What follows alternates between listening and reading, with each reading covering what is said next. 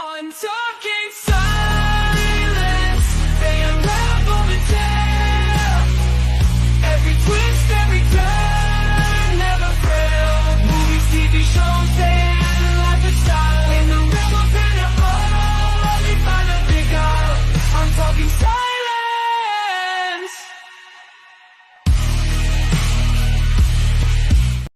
Insert something about lotions and baskets and other things.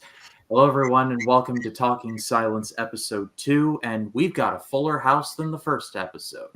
My name is Ryan Cam. Thank you all so much for joining. I got a lot of people to introduce, so I'm going to get started now, starting off with Jason, the old millennial. Jason, how you doing? Yeah, doing good. How are you? Doing good. Next up, this is the wrong show, Collins. Change the background.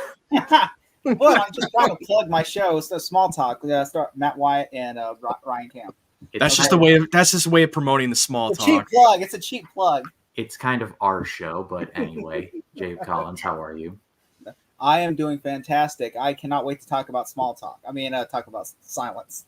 Wrong day of the week, but anyway, Matt Wyatt, how you doing? I'm doing good, but that was a hell of an intro for Silent Night, dude. Yeah, shout out to Dave. You said Silent Night? Did you say No, Silent silent talk. The hell is a silent? Shout out. Yeah, we were both in the wrong freaking Silent Night and Small Talk over here. God. Shout out to Dave from interpreting the stars or interpreting everything for creating the intro. He went over and above with that one. But glad to have this guy on finally making his debut here on the channel. TJ from Blacktastic Media. How are you?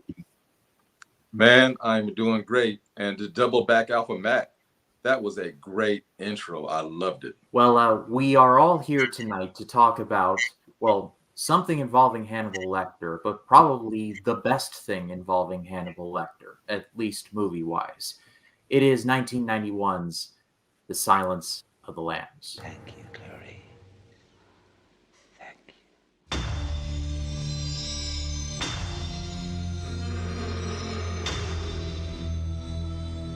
A young FBI cadet must receive the help of an incarcerated and manipulative cannibal killer to help catch another serial killer, a madman who skins his victims. This is a movie that when people say Hannibal Lecter, this is the first thing that comes into their head. It is one of those movies that just, you say Silence of the Lambs, you're like, oh yeah, or they quote the movie, or they do or something like to that effect. It won all the awards. It got all the praise. But TJ first, since you're new around here, what was your first experience with the movie? Did you see it in the theaters? Did you see it afterwards? I was late to the party. After it was nominated for all the awards and won, I'm like, man, I got to check this out. And a good friend of mine, his parents had rented the movie on VHS and invited me over on a Friday night. And so this is my first experience. We're all in the living room, me and my buddy with his parents, and I watched this movie. And I've never been so freaked out and terrified in my life. I see why it got the big five: Best Picture, Screenplay, Director, Actor, and Actress. It deserved all of the awards. And up until that point, I already didn't know who Anthony Hopkins was. And that was my first introduction to this man. And ever since then, he left a stain in my brain, man. Great performance, great movie. Dude, I was very late. I was very late watching this movie. I knew it was like big popular movie at the time, that it won 5 awards, and especially with Anthony Hopkins and Jodie Foster. I mean, that's what made them famous in the first place. And I think it was like a few years ago when I started watching that, and I was like, oh god, I cannot believe I didn't watch this years ago. I mean, I can see why that Anthony Hopkins became one of the best on-screen villains. More terrifying, very disturbed by his characterization of an incredible intelligent psychiatrist, but also he's a cannibal. I was like, oh god, I mean, he knows how to get people under people's skin, including Clarice's character, and he's always like 10 steps ahead of them. Like, oh my god, like that movie was so disturbing to watch. I work at a library, so we get VHSs sometimes, and I snagged this. I don't know if it works. in 2024. Hey, what is that ancient technology? How? My What do they do? Like, they send you a VCR to watch it too? Well, my grandfather passed away a couple of years ago, and he let me have his VHS, and it still works. And I still like. I got a couple Disney ones back there. I've got the Mummy back there. So I've got. They're very rare, but I snagged the ones. I've got Top Gun still in the plastic back at work, so I'm slowly transitioning, like taking him from there to here. Collins, and please try and keep this PG. What was your first experience like? Well, it was a dark night. Candles were lit. Denied. Sit down. You know, I mean, really, if you literally know, I mean, what's the biggest running gag in this movie? I mean, seriously. You've become predictable, like a moth to the flame. I'm sure someone here is going to get that reference. Yes. Mm-hmm. We've all seen it.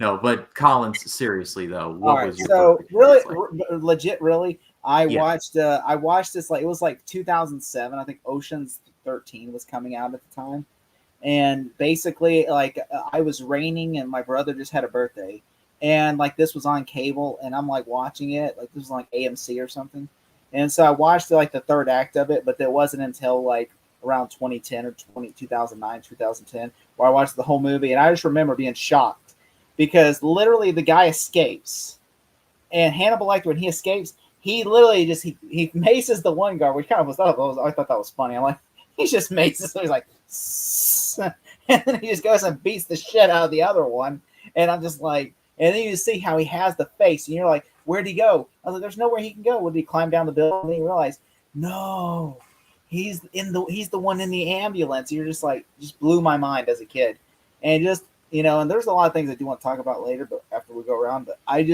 this was a great experience movie. This is a well-made film, well-acted film, well-directed. I mean, everything in this movie is perfect, and I'm glad that Michael Mann did not touch this one because it would be completely opposite with shitty soundtracks and everything. Yeah, last week we reviewed Manhunter, and it was awful. But Jason, finally to you, what was your first experience with Signs of the Lambs? Yeah, I'm curious. Some of you might not have been born when this movie came out. I'm not sure. What year did it come out? 92? 91. Oh, I wasn't born yet, no. Oh, I was born in '92, so this was like a year like before I was born. Yeah, so obviously you guys weren't there when it came out. I was only like 8 years old, so obviously my parents didn't take me to go see it. You know, I was 8 years old and all that. But I was aware of it coming out, and I was aware it was like a scary movie. And I remember just being scared, like just of the thought of this movie. And I just remember the iconic image of Anthony Hopkins in that stretcher thing with the jacket and the mask, and you know, that's the image you think of. And I just knew it was like, and it was talked about being this horror movie. It was like this scary horror movie, and I'm not a horror guy. I don't like horror movies. Never been into it. My family's never been into it, so I always was scared of it. Movie, but it was the Best Picture winner, all these stuff, and so I probably saw it when I was a teenager at some point on TV. I caught it on TV, and I was like, oh man, like I was like a little afraid to watch it, but I was like, I need to watch it because it's like a big, you know, 10-point movie. You know, it's historically, you know, it seems like a movie I need to watch if I'm a movie fan, and so I watched it, and I didn't find it that scary. It obviously has some disturbing material in it, but to me, I look at it as more as a thriller and less as a horror. People say first horror movie won Best Picture, and I don't think horror, I think thriller. And as a thriller, it is a really good thriller, and it had me on the edge of my seat. And like TJ said, the acting is so good. I mean, you don't imagine getting that good of acting in a horror movie or whatever. And the acting is so good that it really carries those scenes and those are my favorite scenes, is when they're just Hannibal and Clarice talking through glass. That is so good. It's so captivating somehow, those scenes anyways. But yeah, so I enjoyed it right away. And I was like, man, why was I so scared to watch this movie? Like, I think I just had thoughts in my mind that's going to be this really horrible, you know, gross out movie. And there's some parts, but for the most part, it's just a really solid thriller. I think the movie's power is that what it doesn't show you. Like, it's not like what it shows you, but what it doesn't show you. If that makes any sense. Yeah, they mostly just described what Hannibal Lecter does. when he eats his victims, and especially with him describing it to Clarice in front of her, was like, oh damn, Anthony Hopkins really played it off very well. I also like the flirtatious, like, because in the book it's very flirtatious of like will they, won't they with Hannibal and Clarice, to where like in the sequel, the book Hannibal, they play the sexual tension up to like 80, but in this, like they kind of like low key play it like where it's like, oh, he likes Clarice, like he really likes Clarice, but then like Clarice kind of is like she respects him, but it's not played as in a flirtatious way, kind of like in the book where it's kind of like a, oh, they kind of like, it's like a will they, won't they type thing in the book. But in this is more like she doesn't have sexual feelings towards him, but she does respect him compared to other people. In which I honestly felt though they kind of the character Barney in the one that's the the guard that the orderly. He literally in the book they really kind of cut him out of the movie really because he only has like one scene in the book. He goes back, he checks on Hannibal, make sure he's taken care of. While Chilton's just a straight up dick to Hannibal Lecter. Like Chilton just hates him. He thinks he basically ridicules him. And so like, and I think I do like how the movie does add some stuff to it, but also I kind of feel like it does take stuff away from it where I'm like, but I understand there's so much going on in this movie. Like, you got like Buffalo Bill doesn't even come into this movie until like 30 or 40 minutes into the movie. Mhm. Yeah, I totally agree because as I was watching the movie, I was focusing more on Clarice and Hannibal Lecter, their screen time, and I never really thought about Buffalo Bill at that point. It's crazy to think, and this has been a well-published fact, Hannibal Lecter's only in this movie for a total time of 24 minutes, less than half of an hour, and yet, like, he's like he's the most notable part of the movie, like, arguably. Oh, yeah.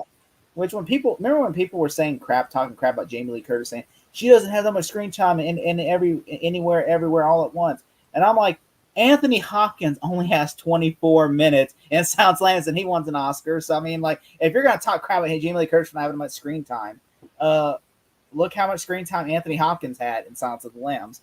To which I'm like, I really think though this like how if we watched when Brian Cox played it more like Manhunt, like just a regular guy. Anthony Hopkins, literally, you're listening to everything he's saying because everything he's saying there's meaning behind it. Where he's just in there talking, like, even when he's talking, like, taunting her about, like, oh, do you fuck Jack Crawford? Do you, he says, and, he said, I could smell your cunt. And he's like, and everything like that. He's just taunting her because he's trying to sniff her out, see, like, are you the real deal? Or are you just here to, like, just pick me for information like everybody else? And I think he sees that she has traumatic experience behind her because it's like Will Graham has traumatic experience behind him, but, like, he doesn't hate her compared to Will Graham, who he hates because you put me here behind my cage. While in this story, he actually kind of has that like, okay, look, I understand you, your father, and he's curious. Like he even calls her at the end because he's still curious to check up on her basically because he cares that much about her. He's like, I come to check on you to make sure that are you okay? Like did the lamb stop screaming? Did it help you? Because he did like there is like little nods of him helping her. Like even though she's like, please Hannibal, tell me his name. When he does this, like when he does that is literally a hint. He gave her like a clue, like because he couldn't say out loud because obviously Chilton is monitoring everything he's saying and everything he's doing.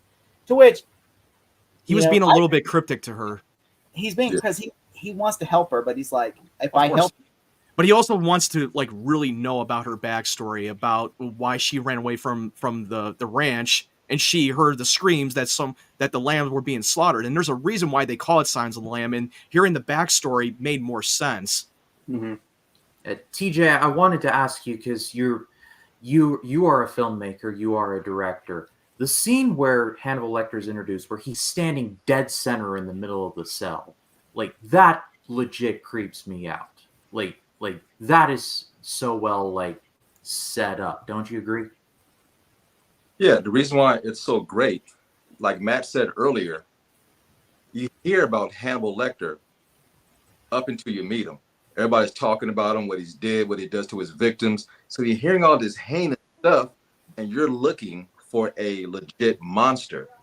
And this man, who's probably 5'7", 5'8", standing there, very polite, but he's standing there still with this smile and grin that's just goes through your chest and your heart.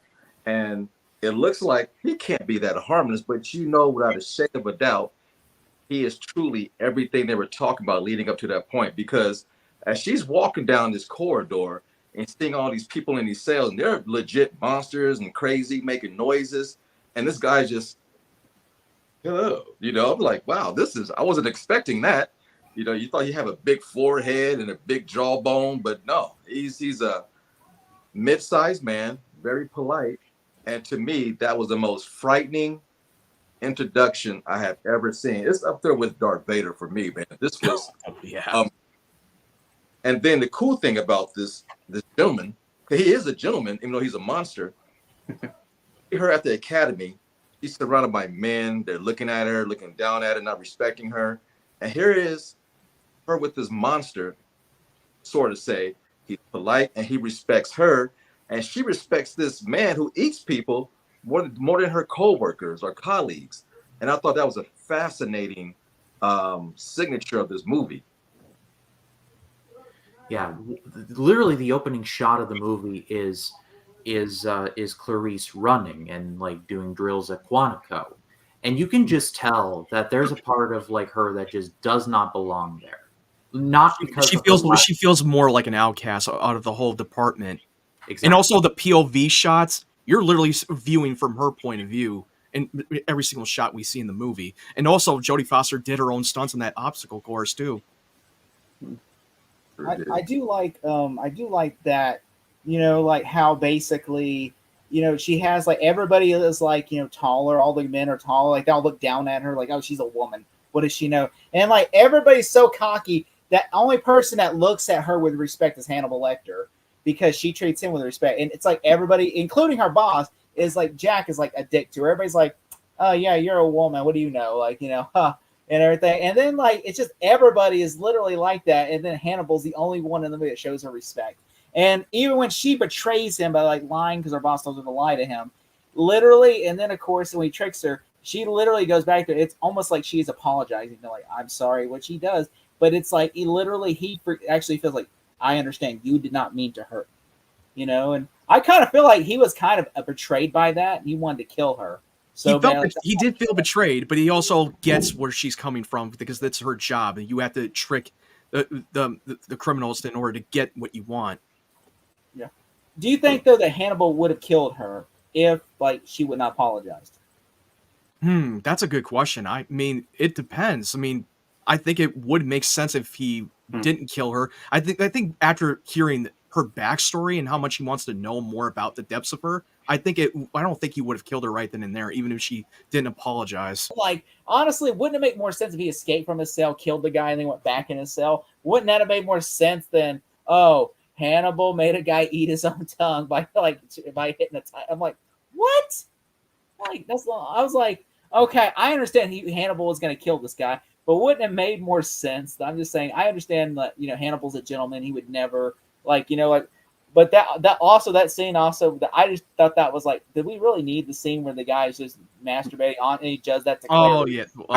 I'm like, did we really need that? Also, there's no way that could happen in real life, okay? Because there's metal bars right there. There's no way that's going to happen like that. It would have hit the bars, okay? Especially this after he's done masturbating, his ejaculation just sprayed right over. It would have hit the roof before. Like, damn. There's no way that would have happened that way, okay? There's no way. I mean, I don't know how that works in that facility. You would have to literally stand up and go to the bars. If only I had my Unsolved Mysteries clip here on StreamYard. How did that happen this week in Unsolved Mysteries? So, like, there's like the whole thing with like the Buffalo Bill, who is the main villain of the movie. Okay, just like the Red Dragon was the main villain of the Red Dragon. You know, this is literally Buffalo Bill. I'm not gonna lie, I found him hilarious. That's what I was telling him off street. I found him hilarious because the way he acts in the movie, he's just like he's like, like, you know, he's like, put the lotion in the basket or it gets the hose again, and then he's like, just like, well, it's like, is he trying to do this? Like, did the director tell him? I think he's trying. I think he was like. I think his character is literally trying to imitate her screaming because he thinks he's transsexual.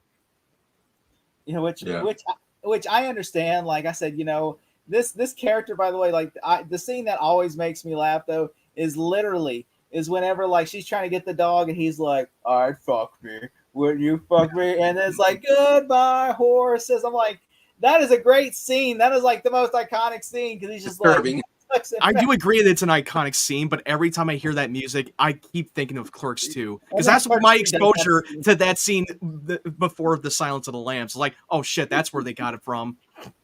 It'd been real funny if you answered the door like that. Just like, hello. I would start dying right then and there if he actually answered the door with it tucking his dick more in a robe and just hearing the song in the background. It That would would have be changed the third priceless. act of the movie for sure. That would completely take a big turn in the third act. You think Buffalo Bill would have had an OnlyFans?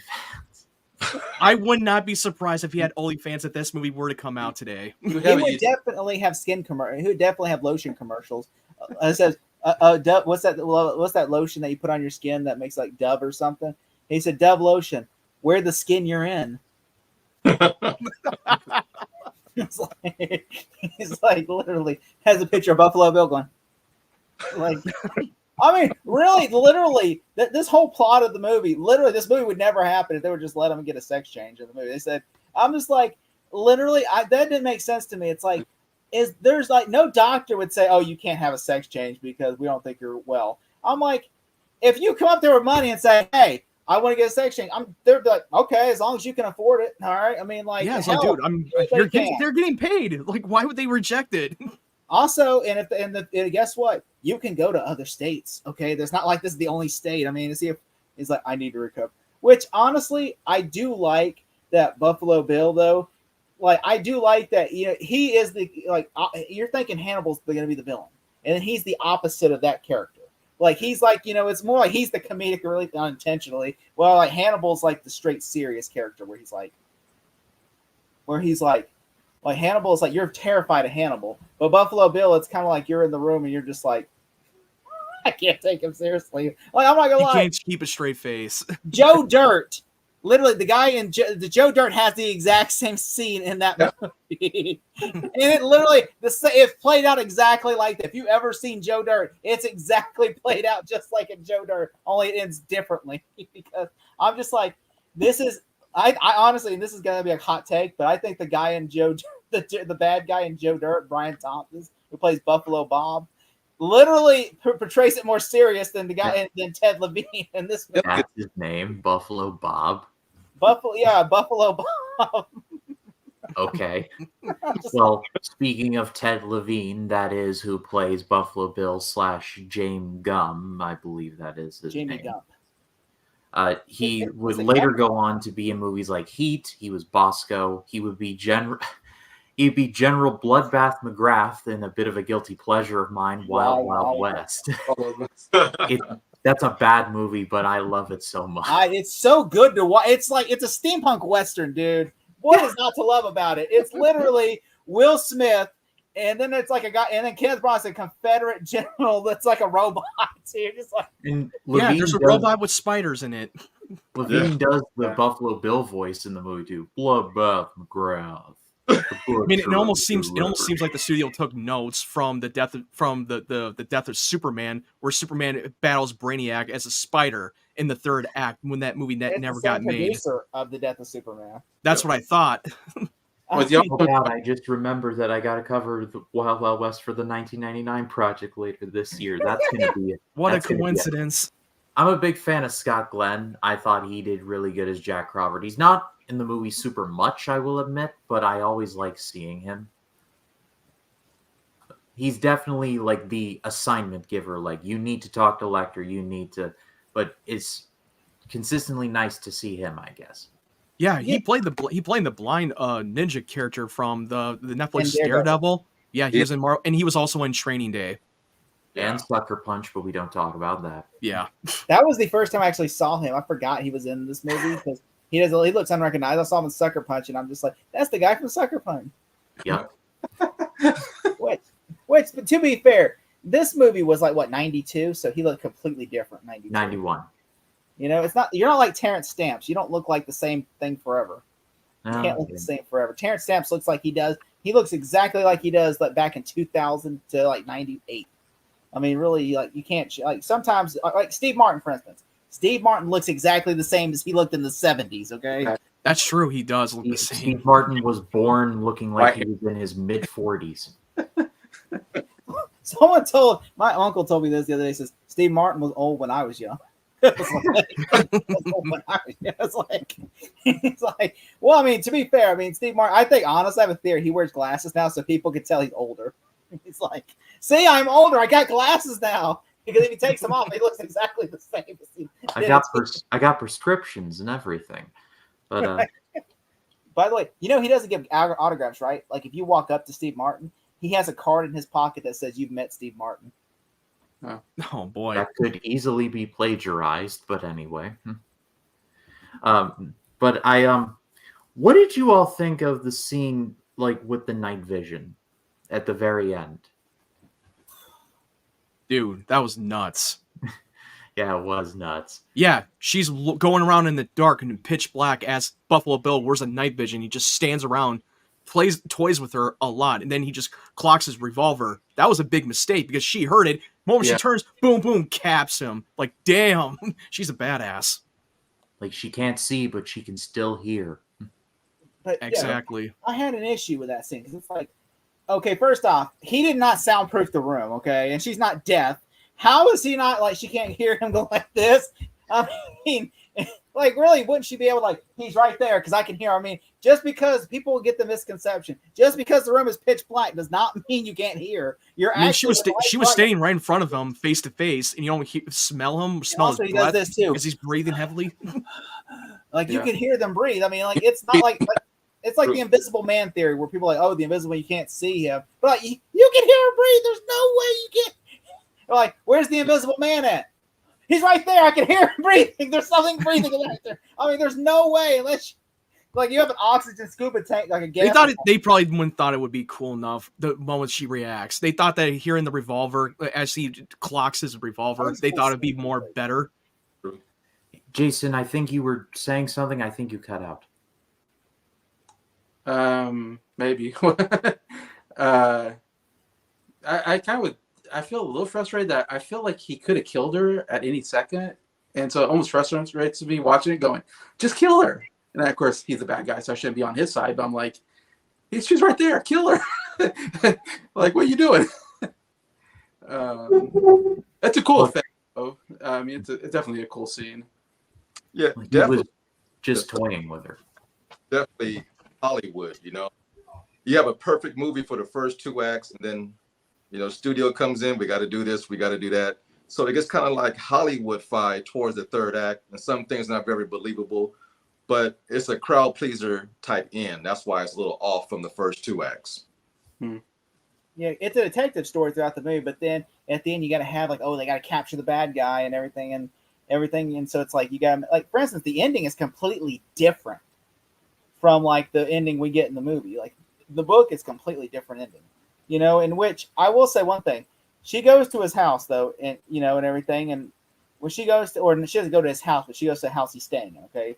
And basically, she pulls her gun out, and then he basically.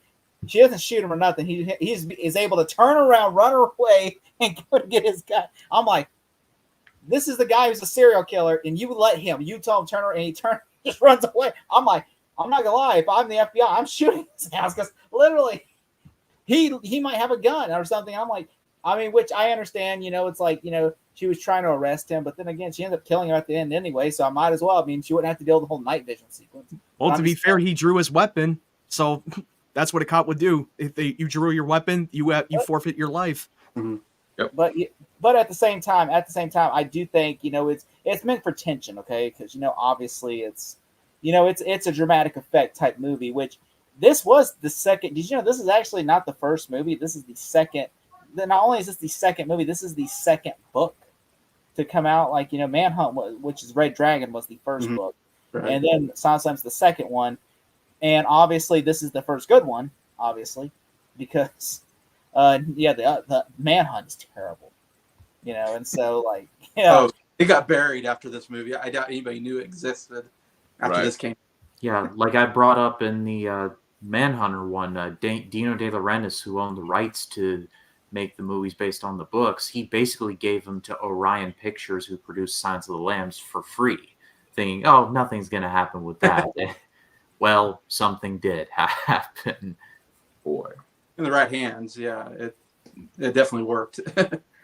What do you guys think of that scene where uh, they're going to Buffalo Bill's house, whatever, and she's going to like open this door and to talk to somebody, and the police are like going to open the door, and you're thinking the police are like raiding Buffalo Bill's house, and she opens the door and there's Buffalo Bill. Like that scene took me by total surprise first time I watched it. Like to me, that was maybe the shocking scene to me where I was like, "What?" Like I was like off my couch, like, "Oh my god, there's Buffalo Bill!" Like I thought that was done so well.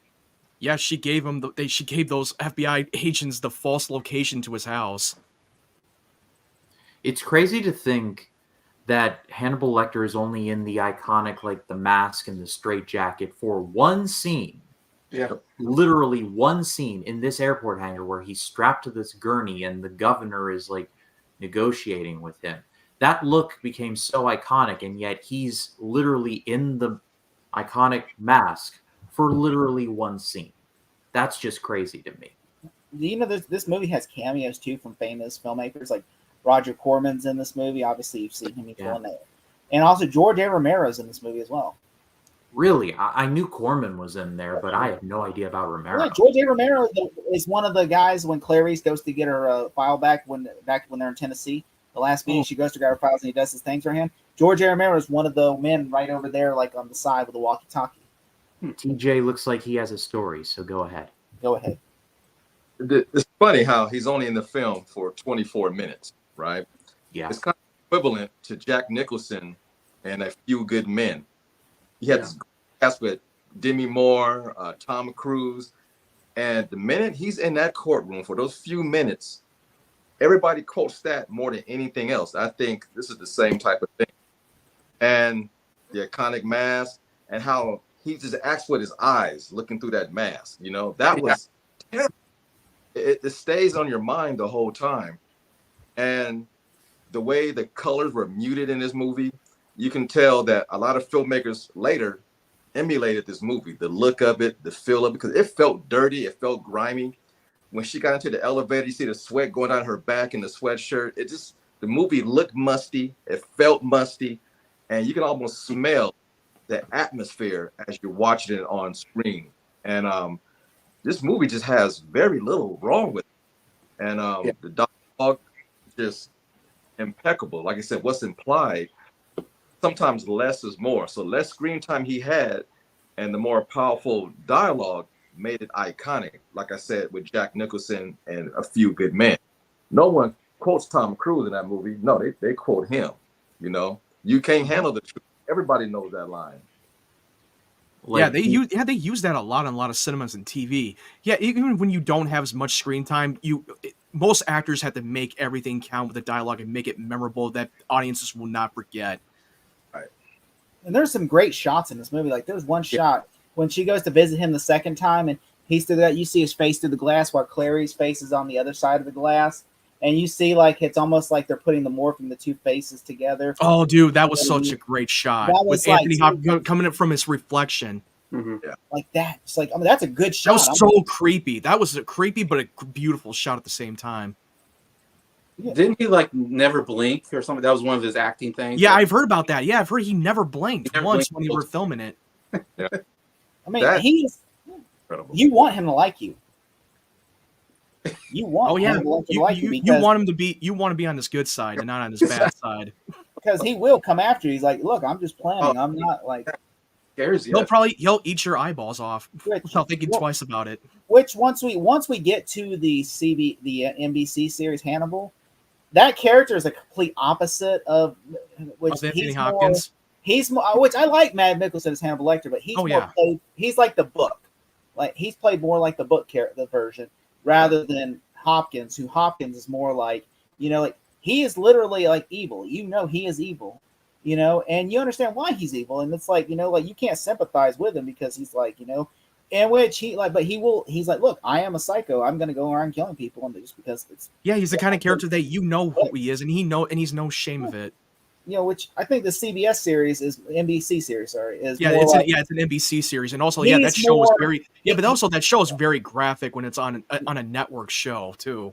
he's more like you know, he's not like I would like, because I was sitting there watching this movie. They never did Silence of the Lambs story like on the show, and I was like, I could see them doing this. They would not do like him like when he goes because that version of him would never do that. That version's more calculated and would do it complete opposite of what he would do, because he wants to he can manipulate people.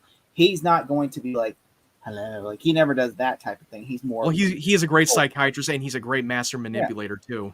Yeah, And that was such a great escape from that cage when he was pretending to be a guard, when he sewed his face off and put it on, putting that whole suspense, believing that he was actually that security guard was still alive, but that was Hannibal Lecter the whole time when he's in that ambulance ride. I was like, oh my god, he was wearing that dude's face, and that was such a genius move on his part. I think that when his SWAT team Shout out shows up. Fantastic Joshua, how you doing, Josh? Hey, Josh. Hey, man. Hey, Josh. Which I like when they showed up and the guard is there, and he gutted the guard and then hung him like a butterfly. Oh yeah, he gutted him. That scene low key kind of takes me out of it, because he has to like suspend that dude up at the top of this cell, and I'm just like, surely that must have made a little noise. How I find it was the elevator. The elevator, like, oh, the elevator. I'm like, they don't have cameras in there watching him. Like, wouldn't I was waiting for guards. Like, he just killed the guards. I was waiting for guards to run in there, because I'm like, look, this is why I call bullshit, okay? Because I watched a movie, and I know people are like, oh, that's the movie you take seriously. I watched Rob Zombie's Halloween 2 the other day, okay? Or Halloween 1. Why? Rob Zombie's Halloween 1. Sorry, not Halloween 2. Rob Zombie's Halloween. And in that scene, Michael Myers kills somebody. And you see like him kill somebody on camera in the 70s, and the guards are running in there to stop. He just stabbed a nurse. I'm like thinking, what were you saying, Blacktastic? I'm sorry.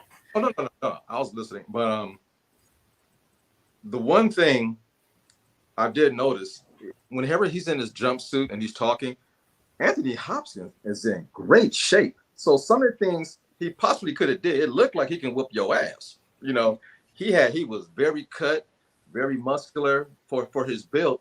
So when a person got that much prison time, look, they're doing push-ups on their fingertips. They're stronger than you can ever imagine. And they're just waiting for the opportunity. This escape's been played over his head for years. So he was ready. And your adrenaline, like, I'm finally getting free. You get superhuman strength for about maybe 5 to 10 seconds to do some amazing things, is what I was thinking. Yeah. Doing fine. Saw you guys talking about Silence of the Lambs, so I wanted to watch. Well, thank you, Joshua. It's good to see you. But I was just saying that like all they wanted, like the cameras. I'm like don't you would think they would have cameras in there watching him, because he's a wanted serial killer. Instead, they just put 2 guards up there, and like, oh, all the other guards are gonna be downstairs just in case. Yeah, you put 2 guards on the job, like fuck. They're like, fuck, I don't get paid enough for They this have shit. a whole team watching him. Like, come on, you should have had like the whole army of the guards. There's 5 floors. And also, they should have had like a glass fucking window cage instead of just having a bar cage for him to grab you. Like they like the cage from you. They're guards too, weren't they? I feel like There I was like, it wasn't their best men like on the job. It felt like. I don't know. Also, you should not give him a glass plate. You should give him a styrofoam plate, and that he can use as shatter it as a weapon. Come on, dude. Yeah. Somebody did not think it through. Whoever's in charge should be fired, I would say. But I did want to bring this up, and shout out to Collins. He did bring this to my attention, and he said, "You bring this up." And I'm like, all right, here I am. I am bringing it up. Like, yeah, this should be brought up. The ending in the book is different than the ending of the movie. So the ending of this movie, Clarice shoots Buffalo Bill. She gets an award for it. She's at this graduation party. Lecter calls her up from the Bahamas, asks her to do him a favor. She says she can't, and then he has the line, "I'm having an old friend for dinner." And then, the ending of the movie is different than the ending of the book. We actually see Lecter hiding in a St. Louis hotel room, preparing to escape. He then writes several letters, first to Barney, the orderly, thanking him and even tipping him, which I don't know how that works, but okay. He stole the cop's wallet. And then one to Chilton, promising retaliation and torture for all the times that he tortured him. Also, he wrote a letter to Clarice saying congratulations, and that he says that he hopes the lambs have stopped screaming. So he wrote a lot more letters in the book ending. And then he Yeah, it's 'cause also he was asleep. he plays a heavy hand in saving Catherine, the girl that's in the well, the rub the lotion, like that girl. And it's a different ending than the book, and makes me think, like it feels kind of abbreviated, the ending of the movie, if you think about it. I don't know, maybe it's just me. I don't know. I mean, I feel like they don't want to extend the ending and make it look like an epilogue. They wanted to open up for an interpretation or leave the door open for if they ever Yeah. want to come back to Hannibal Lecter. That's my guess. Well, they would come back. Well, they would go back by going like, By going back and then going forward. yeah, exactly. They It's went cool way, to way see back. Hannibal just walk out into the crowd and you just see him disappear into the crowd, knowing that there's this terrible serial killer just walking around amongst us. It's kind of a cool visual, I think. Kind of reminds me of Con Air with Steve Buscemi, where he's It's odd you go to Con Air. That's where you go. Con he's Air. got kind of the same thing where he's like kind of all got the mask and and at the end he's playing, he's at the casino and you're like, oh my gosh, this guy's a horrible serial killer. There's a fan theory that Donnie from The Big Lebowski is secretly Garland Green from Con Air, and he won a lot of money at the casino, and so he just retired and now plays bowling all day. Not gonna lie, that's in my head canon. The Steve Buscemi universe, or what is? Yeah, the SBCU. Of Better than course. the MCU, but we'll talk about that later. But I mean, this is fantastic though. That like I like to think Hannibal Lecter though.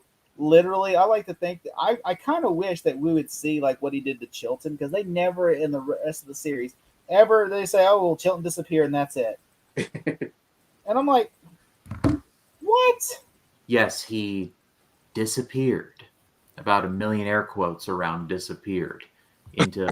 How do you get to the Bahamas? Would you need a passport and all that? Or? I would imagine so. Yes. So he had a passport and they, I don't know, let him through, or had a fake one. I don't know. I guess the writer's like, you need to get all the way on my back about it. Fair enough. Like, don't think about it. Well, you know what? Here's the thing about him. He literally steals a businessman's suit, so it's possible that he stole his passport. But then Probably. wouldn't you need like a picture ID or something? And also, if they know what you look like, wouldn't it basically the FBI be like, hey, don't put a picture of Hannibal Lecter? I mean, just because he has a wig on doesn't make him not noticeable. I mean, That's true. like if you're a killer, I'm sure that like they have pictures of like, hey, this is what they look like if they have their hair pink. Hey, this is what they look like if they have their hair orange. Hey, this is what they look like if they try to bleach their skin. Hey, this is what they look like if they have a mustache. I'm like, just anything. They have like 1,000 ways. So I'm thinking Hannibal Lecter just somehow gets across. I mean, what do you do? Go to Cuba and just try to paddle a boat? Go like, they're never gonna catch me. I'm almost there, Chilton. Oh shit, there's this plane right there. Okay, paddle faster, Lecter. You can. Or he just got I mean, plastic surgery. He didn't get plastic surgery, dude. You saw him at the end. I mean, he could have. He just all he had his wig on. He just had a wig on in the shades. Might have gotten a nose job, but I mean, seriously, like, a nose job. It's like, oh, it's like that Family Guy sketch. He's like, it looks like Hannibal Lecter, but he got a different nose than Lecter. I just don't think that's Lecter, guys. I don't think They'll probably like, oh, you look like the serial killer guy. Oh, I get that a lot. guys, he's got a Move nose, along. okay? move along. He's got a nose. Fake enough. But I think we covered everything, unless I'm missing something, and I probably am. But Also, Howard Shore did the music score, which I did not know it was him. The man who did the music for Lord of the Rings trilogy. Yeah, right, yeah. that's cool. Yeah, thank you, Matt, for bringing that up. I legit forgot. And I think I answered a trivia. Like, there was a trivia match I was in that was a question, and I got it right. So I don't know how I stumbled into that one. But yeah, Howard Shore was outstanding. I mean, better than Manhunter, where it's like Oh. That's what was missing in Manhunter. Yeah, it's terrible. By the way, here's what Collins just sent me. Yeah, he did. He sent me that too. Kind of symbolic-tastic that right now. Olay, love The the skin you're in. There's a picture of Buffalo Bill that says, "Olay, love the skin you're in." That should definitely be part of the advertisement. There you go.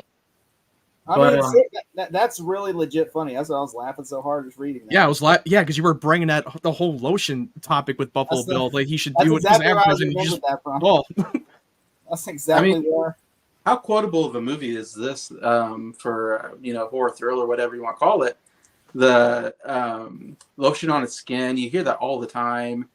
I ate his liver with Fava beans in a nice probably Chianti. Chianti. That's so iconic of a line. Yeah. You're talking about like I love the she's finding this one girl or something in this town, and which connects her to Buffalo Bill, and he's like, do you know this girl? Oh, she's the fat chick. And I always like, what? Random. They always try to say she's fat. Like I don't think that's like she's fat. Really, I'm like, is she fat? No. no, she's not really. No, she's not like fat. She's more like on the chubby side. What Like, is your that, to me, I had an issue. I'm like, she's not fat though. Like, there's like fat people. Like, they should have cast a real fat person to make it more believable. Like, instead they just got like a skinny woman who like probably is wearing like a little fat belly to make her feel like she's like. I don't even think that because I'm like, she doesn't look fat. Like, she looks exactly. Yeah. I'm like I just like she said size 14. I'm like bullshit. I was like bullshit. Like, I'm just saying, like that's where I just like I said, okay, that's such bullshit. I doubt that. even the little Clarice is kind of an iconic, line in itself. I think just the way he says it. Mm-hmm. The slithering teeth, that one scene he did, that was creepy. Oh yeah. Yeah. Which I mean, he says the word Clarice like so many times. You could definitely take a shot and think that's a drink again. Take a shot every time. Yeah, every time it says Clarice. And what was weird when the camera would focus on him up close and his eyes was just, he's like talking, but oh man. He gives this creepy ass dead stare, Yeah. at the position right in the center.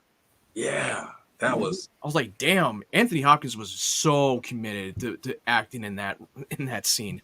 the only scene like they had with I keep saying I had Rob Zombie's Howling in my head again, but sorry. But no, the only scene I was thinking like the scene when like after like Clarice gets like jizzed on, and everything. That's whenever like the scene with it, that's the scene in the movie. Okay, I'm not trying to make a joke. That's really like the movie. I'm trying not to laugh as you're describing this. Okay, but like what happens? And then everybody's like going and then Hannibal Lecter's like, Miss Darling.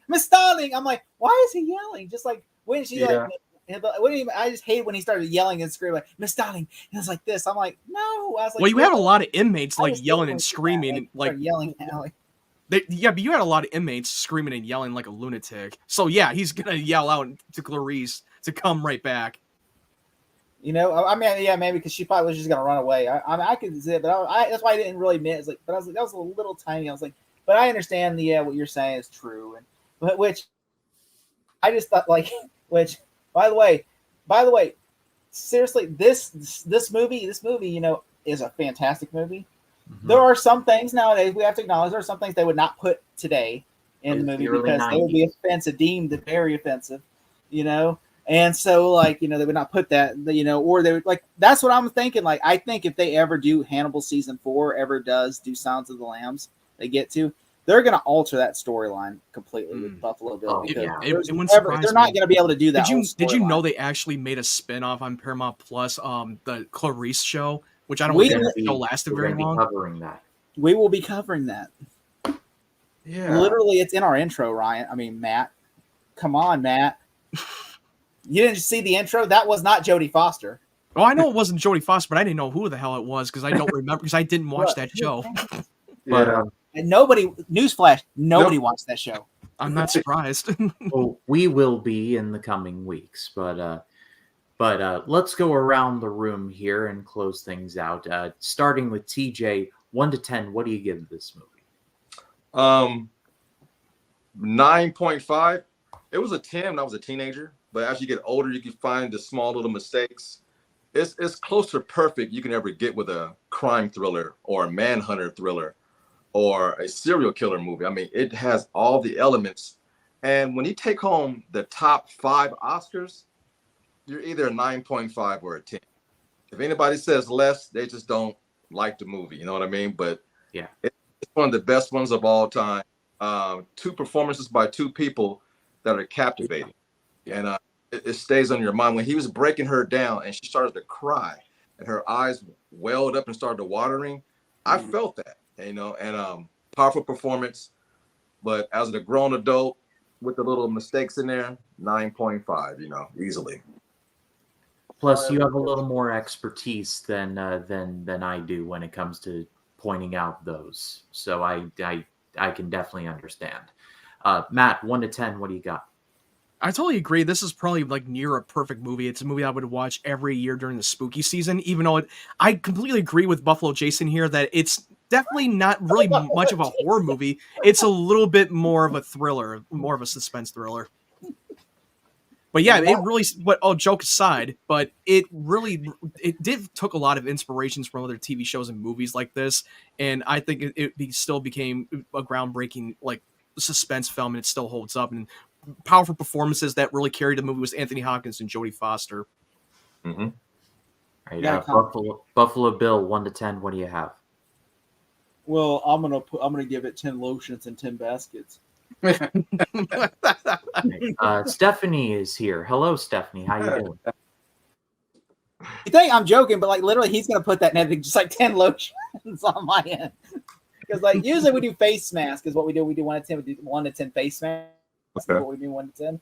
And so one time I was being a dick on because they changed the rating system on small because every time I would say this is a great score. Or I would say, you know what? I think it's this, and then they would just like fuck with me and go, "Oh, we think it's a 7." I'm like, I said it was a 6, you asshole. Y'all were literally going this way, and I was going this way.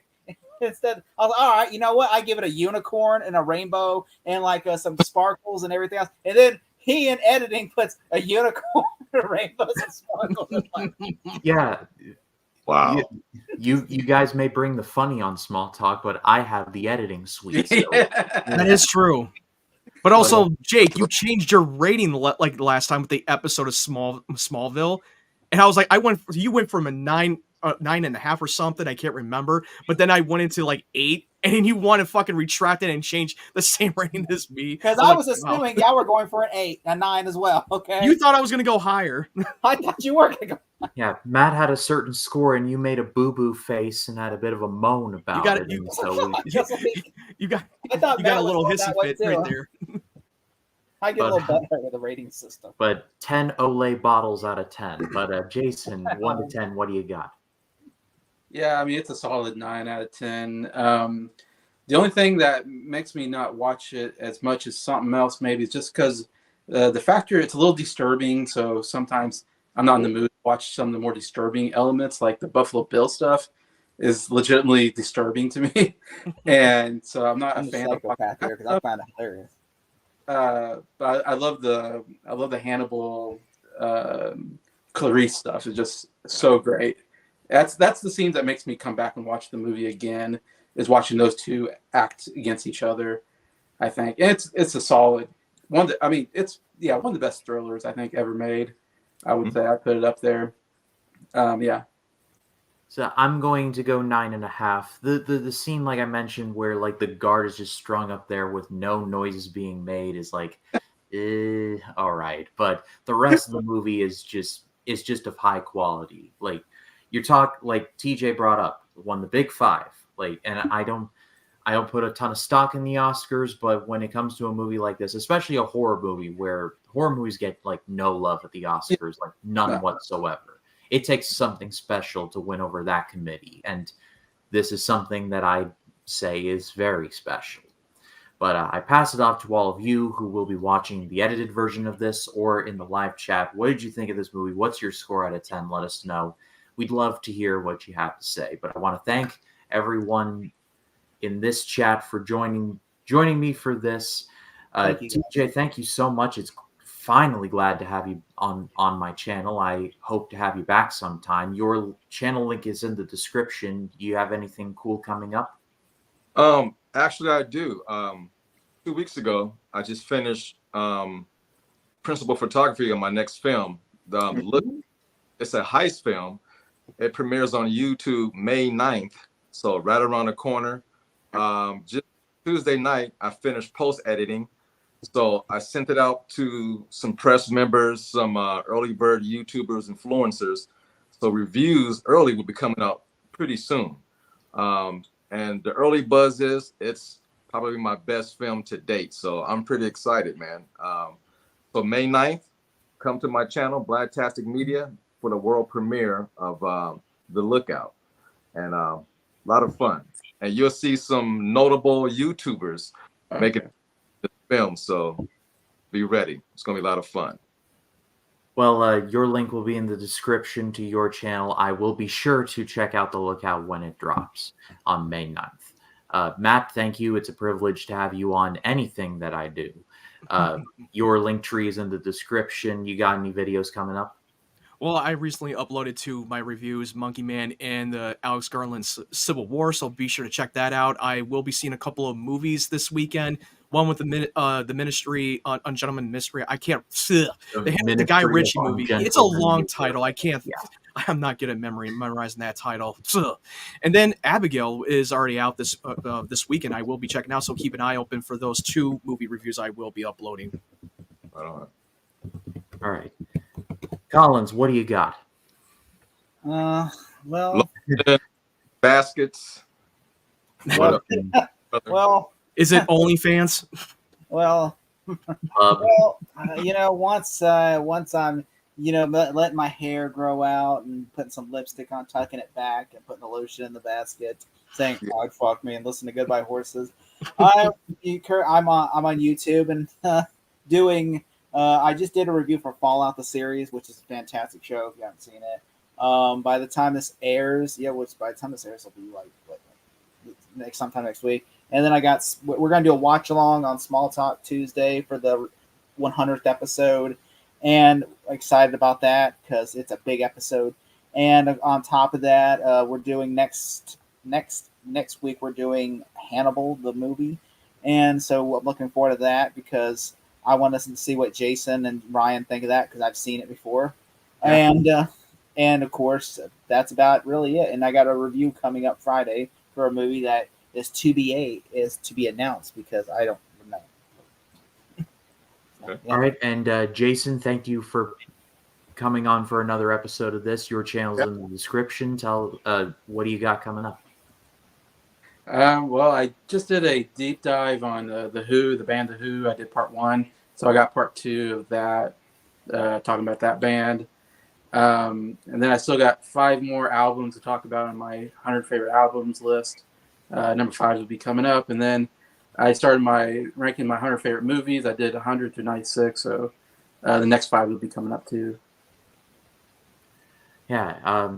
That reminds me, I gotta listen to Join Together later. Oh. The Who song, Jason. Join Together with the band. No. That's a Who song. Is it? Yeah. Who? The band, The Who. Who? The band. The Who? Okay, I see what you're doing, and stop it. But as for this channel, coming up tomorrow, actually, we'll be continuing my road to Kingdom of the Planet of the Apes with my review of Beneath the Planet of the Apes, which is probably the least good of the original series, though I still like it. But more thoughts on that will be dropping tomorrow. And Small Talk every Tuesday. Life in the Movies every month with Jacob Martin, and then Talking Silence will be the limited series going forward. And I cannot wait to jump into. I think we've got next Hannibal, correct? Yes. Or Hannibal. All right, yeah.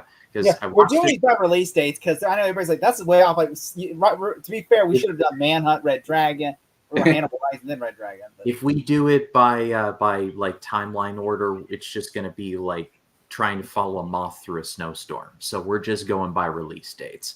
But Hannibal is coming up, and that'll be certainly interesting to revisit. But thank you all so much for watching. Go subscribe to all these guys. Their links are in the description.